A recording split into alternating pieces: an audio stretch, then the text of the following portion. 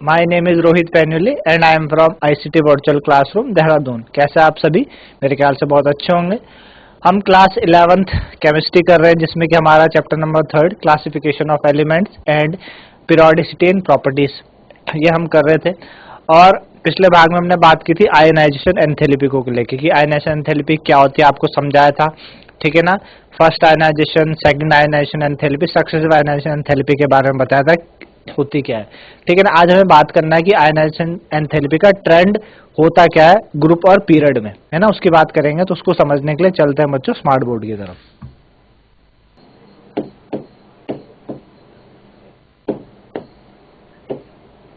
चलिए, तो हमने बात की थी आयनाइजेशन एंथैल्पी को लेके। थोड़ा सा आपको रिकैप दे देता हूँ। आयनाइजेशन एंथैल्पी होती क्या है, आपको बताया था energy required to remove an electron from gaseous isolated gaseous atom, है ना। कितनी एनर्जी की जरूरत हमें पड़ती है एक इलेक्ट्रॉन को आइसोलेटेड गैसेस एटम से निकालने के लिए। जैसे कि हमने Na गैसेस से जब एक इलेक्ट्रॉन निकाला तो हम Na आयन में चले गए विद द लॉस ऑफ एक इलेक्ट्रॉन। इस इलेक्ट्रॉन को निकालने के लिए हमें किसी एनर्जी की जरूरत पड़ी होगी। इस इलेक्ट्रॉन को निकालने के लिए हमें एनर्जी की जरूरत पड़ी होगी। उस एनर्जी को हम आयनाइजेशन एंथैल्पी कहते हैं। तो ठीक है ना। तो आयनाइजेशन एंथैल्पी हमेशा हमको क्या करनी है बच्चों, हमें एनर्जी देनी पड़ रही है। तो हमेशा आयनाइजेशन एंथैल्पी क्या होगी, पॉजिटिव होगी, क्योंकि एनर्जी एब्जॉर्ब करेगा। सिस्टम क्या करेगा, एनर्जी एब्जॉर्ब करके एक इलेक्ट्रॉन लूज करेगा। इसकी हम बात कर चुके हैं। सक्सेसिव आयनाइजेशन एंथैल्पी के बारे में आपको बताया था कि सक्सेसिव आयनाइजेशन एंथैल्पी क्या होती है ना। इसके बारे में हम बात कर चुके हैं। चलिए आगे बढ़ते हैं, अपने टॉपिक को आगे लेके जाते हैं और देखते हैं कि हमारे टॉपिक में आज क्या है। तो आज हमें बात करनी है आयनाइजेशन एंथैल्पी के ऊपर कि ग्रुप और पीरियड में किस तरीके से होती है। ग्रुप में इसका कैसा ट्रेंड होता है, पीरियड में इसका किस तरीके से ट्रेंड होता है, ये हम बात करते हैं, ठीक है ना। चलिए, तो सबसे पहले बात करेंगे पीरियड में। अच्छा, इससे समझने से पहले, ग्रुप और पीरियड में समझने से पहले एक बात कर लेते हैं, हम शील्डिंग की बात कर लेते हैं, ठीक है ना। शील्डिंग की बात करते हैं। शील्डिंग इफेक्ट क्या होता है?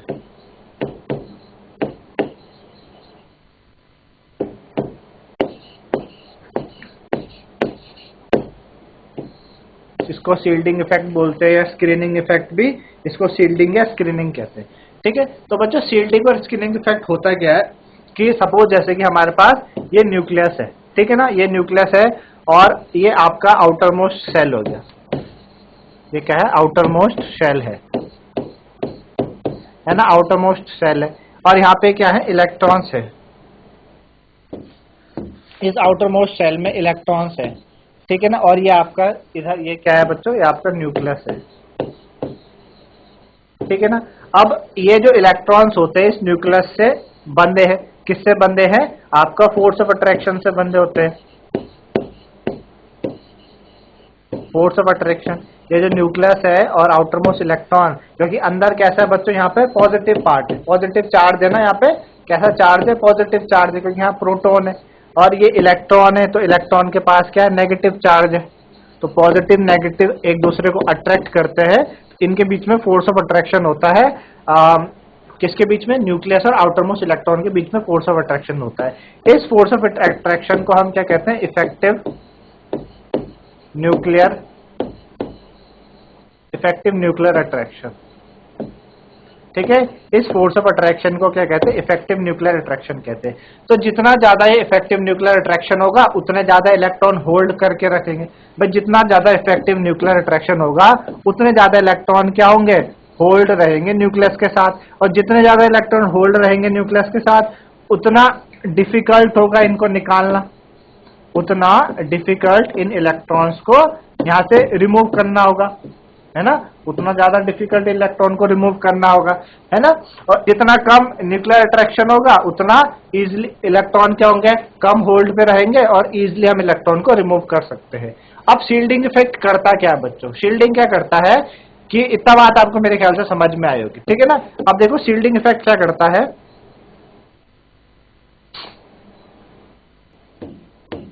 शील्डिंग इफेक्ट क्या करेगा, शील्डिंग में क्या होता है, कुछ ऐसे हमारे पास सब सेल्स है, कुछ हमारे पास सब सेल आपने पढ़े ना भाई। सेल के अंदर क्या होते हैं, सेल के अंदर सब सेल है, कौन सा, एस है, पी है, डी है और एफ है। हम देखा गया कि एस की शील्डिंग काफी अच्छी है पी से, और P की थोड़ा D से अच्छी है और D की F से अच्छी है। अगर बोला जाए तो P की क्या है बच्चों, सबसे अच्छी शील्डिंग है, P की जो शील्डिंग है वो बहुत अच्छी है, और F की सबसे पुअर शील्डिंग है। F की क्या होती है, पुअर शील्डिंग होती है। ठीक है ना। अब शील्डिंग कर क्या रहा है,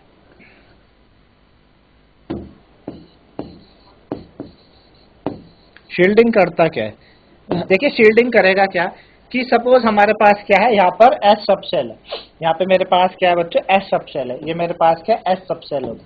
तो एस सबसेल स्पेरिकल है शेप में, स्पेरिकल शेप में होने के वजह से जो ये न्यूक्लियस का अट्रैक्शन आ रहा है इन आउटर मोस्ट इलेक्ट्रॉन पे, ये न्यूक्लियस का अट्रैक्शन आ रहा है आउटर मोस्ट पे, तो ये यहीं पे ना रुक जाता है, यहाँ पे रुक जाता है, इन इलेक्ट्रॉन्स पे पहुंच नहीं पाता। जब इलेक्ट्रॉन में पहुंच नहीं पाएगा, तो जब इलेक्ट्रॉन का न्यूक्लियस पर अट्रैक्शन नहीं लगेगा, तो इलेक्ट्रॉन फ्री है जाने के लिए, तो कम एनर्जी से हम इलेक्ट्रॉन बाहर निकल जाएंगे। ठीक है ना। ये तो रही एस की, सबसे अच्छा शील्डिंग देता है।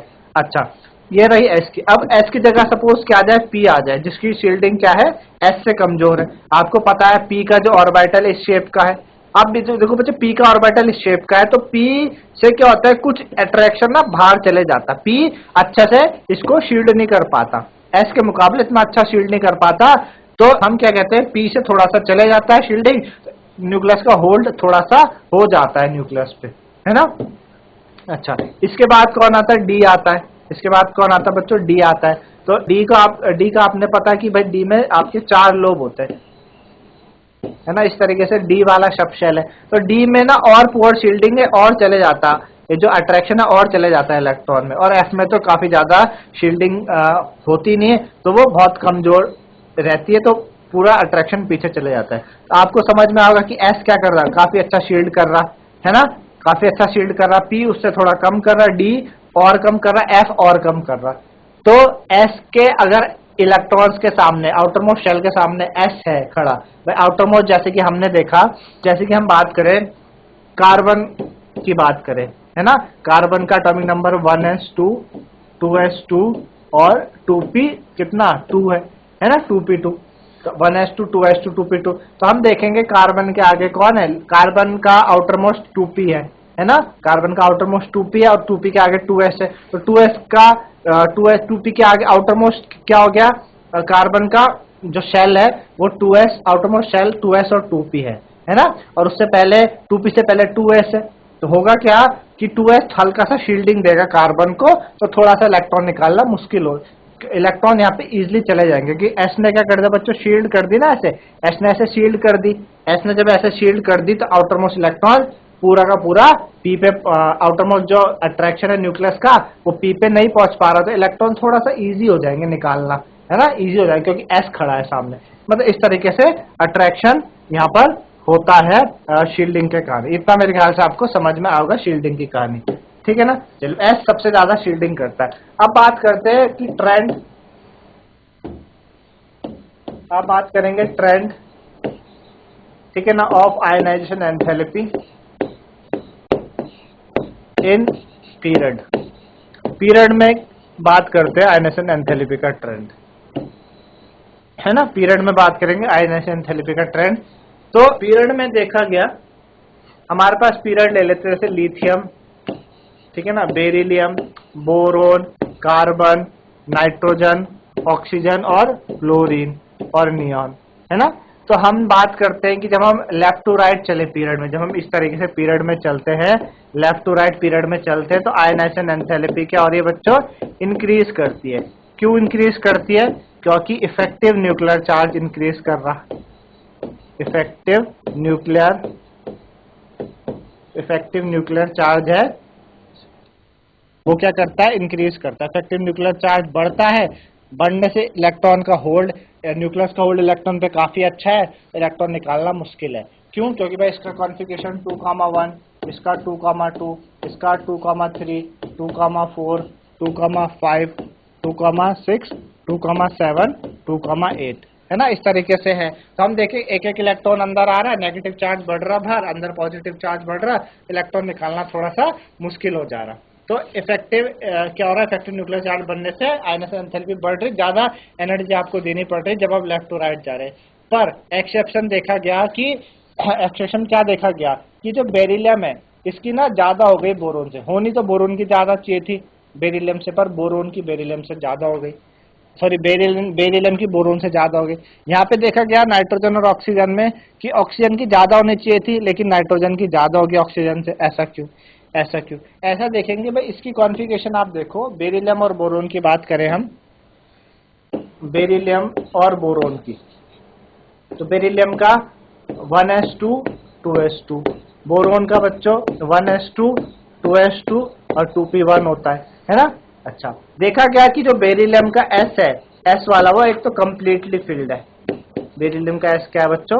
कंप्लीटली फिल्ड है, ठीक है, बेरिलियम का s कंप्लीटली फिल्ड है। बोरोन में देखा गया कि जो s है, 2s है, वो क्या कर देगा? शील्डिंग दे देगा, किसको? शील्डिंग दे देगा, ऐसे शील्ड कर देगा 2p के सामने। जब शील्ड कर देगा तो न्यूक्लियस का अट्रैक्शन यहाँ पे नहीं पहुंचेगा 2p पे, तो ये इलेक्ट्रॉन इजिली रिमूव हो सकता है कम एनर्जी देने पे, इजिली रिमूव हो सकता है कम एनर्जी देने पे, कम एनर्जी देने पे निकल सकता है 2p। अब 2s का इलेक्ट्रॉन एक तो कंप्लीटली फिल्ड है, स्टेबल है, तो उसको क्या जरूरत है कि कोई आके उसके इलेक्ट्रॉन ले, वो पहले से स्टेबल हो, बोलेगा मैं नहीं दे रहा इलेक्ट्रॉन। तो इस वजह से बोरोन की एनर्जी, आयनस एंथैल्पी थोड़ी क्या हो गई बच्चों? बोरोन की आयनस एंथैल्पी क्या हो गई? कम हो गई बेरिलियम के मुकाबले। होना क्या चाहिए था? बोरोन की ज्यादा। क्यों? जब हम लेफ्ट टू राइट जा रहे हैं ना, तो बढ़ रही है ना एनर्जी, तो लेफ्ट टू राइट एनर्जी बढ़ रही है, लेकिन बेरिलियम की ज्यादा है बोरोन से।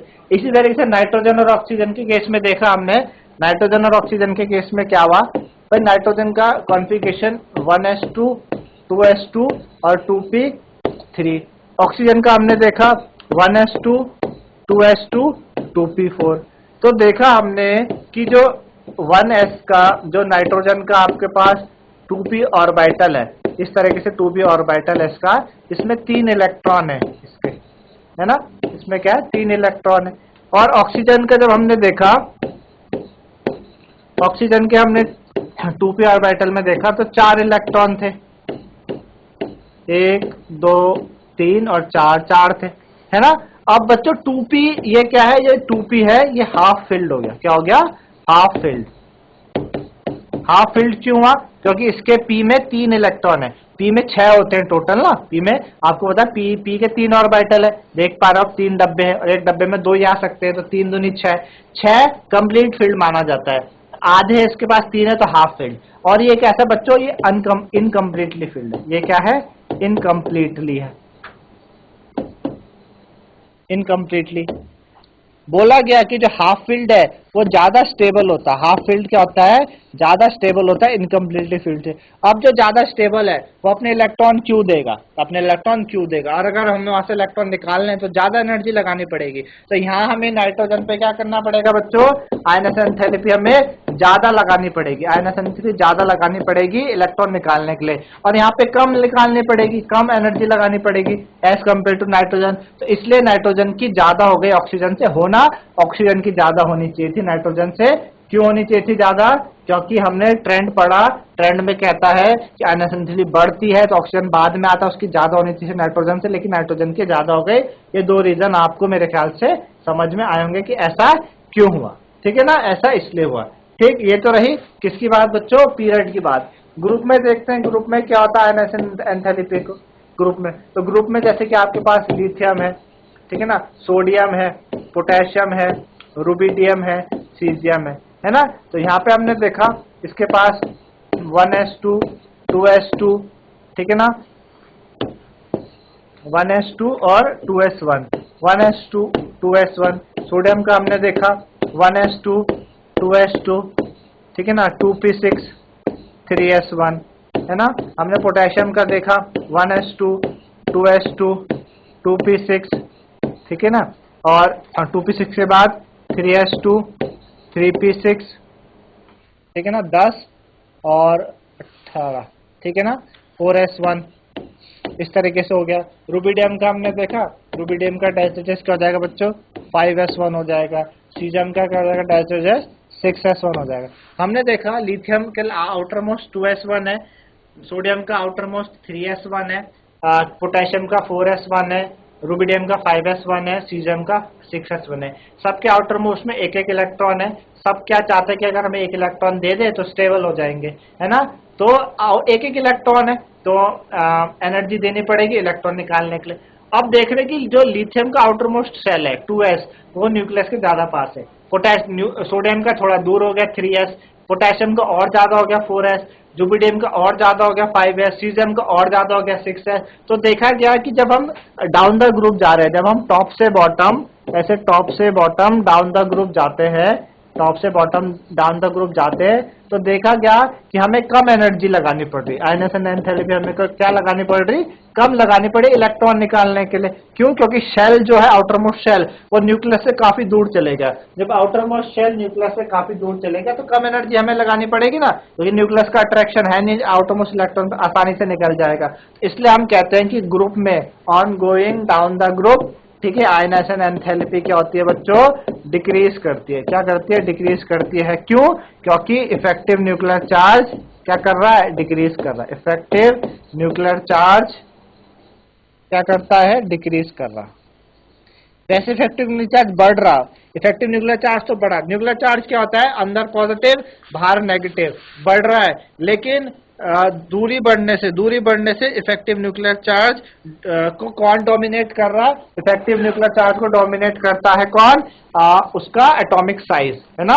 इफेक्टिव न्यूक्लियर चार्ज डोमिनेट हो जाता है एटॉमिक साइज बढ़ने से, एटॉमिक साइज बढ़ने से। इस वजह से क्या होता है, बढ़ने से इफेक्टिव न्यूक्लियर चार्ज को डोमिनेट करता है एटॉमिक साइज, इस वजह से कम एनर्जी हमें देनी पड़ती है। तो ये हो गया आपके पास ये, ठीक है ना। मेरे ख्याल से बात समझ में आई होगी। चलिए, दूसरा है इलेक्ट्रॉन गेन एंथैल्पी। अच्छा, उससे पहले एक क्वेश्चन आप समझ लो। एक क्वेश्चन है हमारे पास, इससे रिलेटेड एक क्वेश्चन है।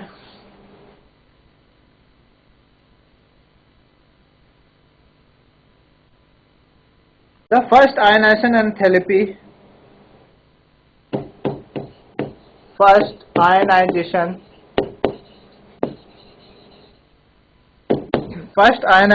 enthalpy, first ionization enthalpy values, first ionization enthalpy values of third period element, of third period element, third period element, first ionisation enthalpy values of third period element कौन कौन दे रखे हैं, sodium, comma magnesium, comma silicon, ठीक है। और respectively 496, 496, comma 737, comma 786 kilo joule, ठीक है ना, mole inverse. Predict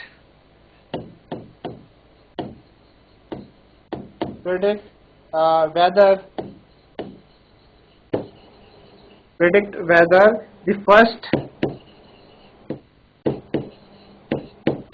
ionization enthalpy for aluminum will be more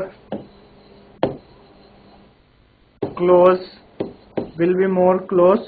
to 575 और 760 kilo joule mole inverse, 760 kilo joule mole inverse. Justify our answer, ठीक है ना। हमको क्या बता रखा है, सोडियम, मैग्नीशियम, एल्यूमिनियम की फर्स्ट आयनाइजेशन एंथैल्पी की वैल्यू दे रखी है, ठीक है ना। सोडियम की 496 है, मैग्नीशियम की 737 है और हमारे सिलिकॉन की 786 है। हमें बताना है कि जो फर्स्ट आयनाइजेशन एंथैल्पी वैल्यू होगी एल्यूमिनियम की, है ना, वो 575 के पास होगी या 760 के पास होगी, है ना। तो हम देखेंगे कि भाई किसके पास होगी, इसके पास होगी या इसके पास होगी। तो जो आंसर है बच्चों, ये आपकी किसके पास होगी, it will be more close to, ये आपकी 575 के ज्यादा क्लोज होगी, किलो जूल मोल इनवर्स। ये आपकी 575 किलो जूल मोल इनवर्स के ज्यादा पास होगी, क्यों? क्योंकि जो वैल्यू है एल्यूमिनियम की वो लोअर होगी किससे? मैग्नीशियम से। ठीक है ना?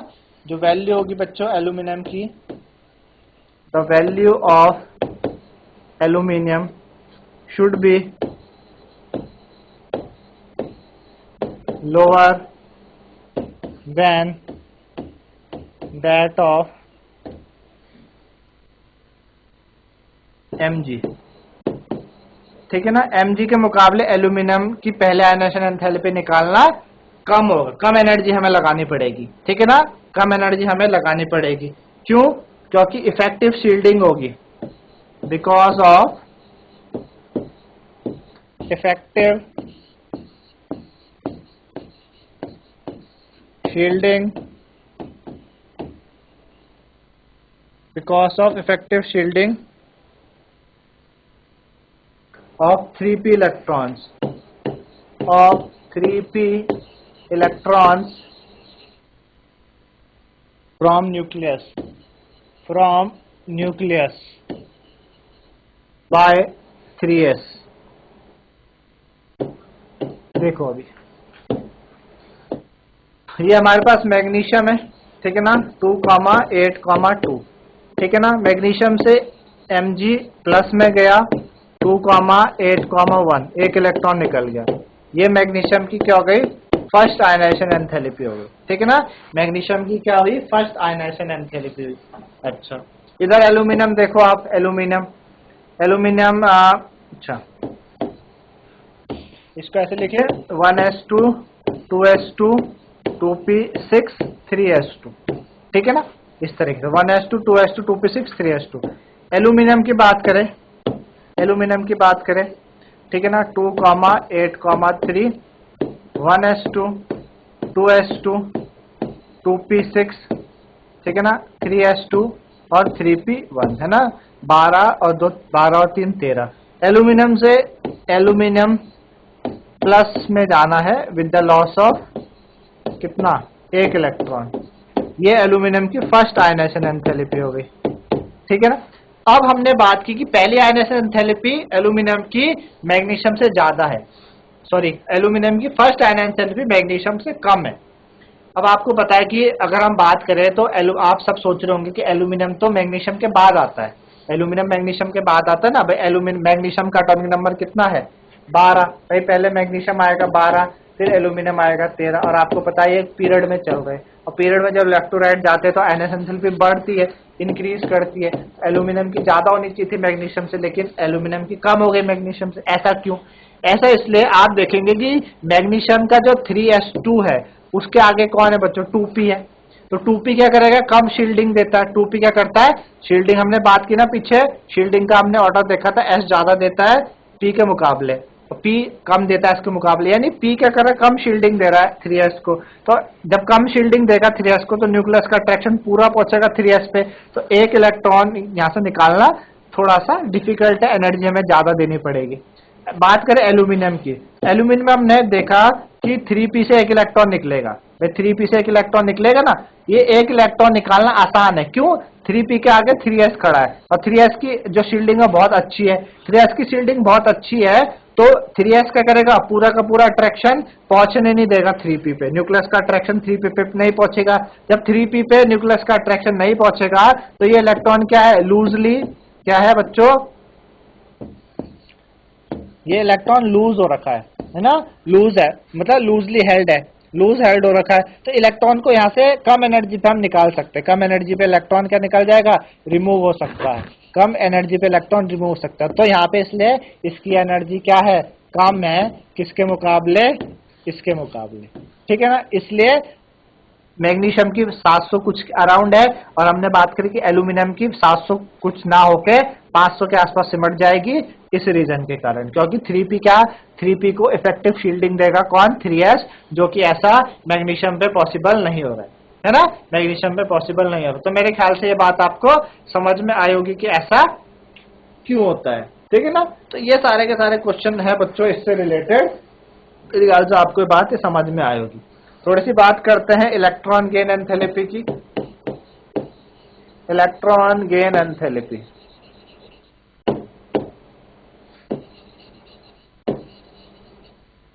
Electron gain enthalpy. ठीक है बच्चों, इलेक्ट्रॉन गेन एंथैल्पी। देखो इलेक्ट्रॉन गेन एंथैल्पी क्या होती है, ठीक है ना। जैसे आयनेशन एंथैल्पी की हमने एनर्जी दी, इलेक्ट्रॉन निकाला। इलेक्ट्रॉन गेन एंथैल्पी होती है कि सपोज हमारे पास क्या है बच्चों, क्लोरीन है, ठीक है ना। इसका एटॉमिक नंबर 2,8,7, ठीक है ना, 2,8,7। अब इसको एक इलेक्ट्रॉन की जरूरत है अपने आउटर मोस्ट शेल को फुलफिल करने के लिए, है ना। तो ये क्या करेगा,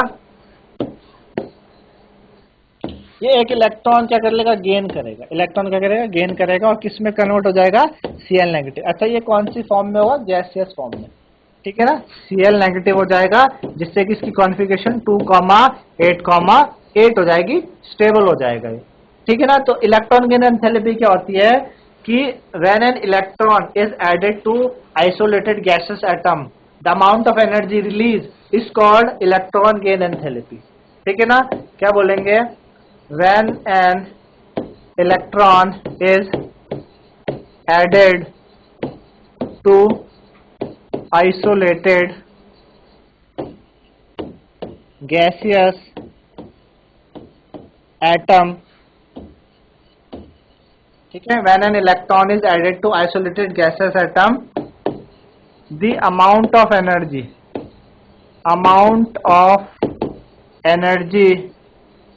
release is called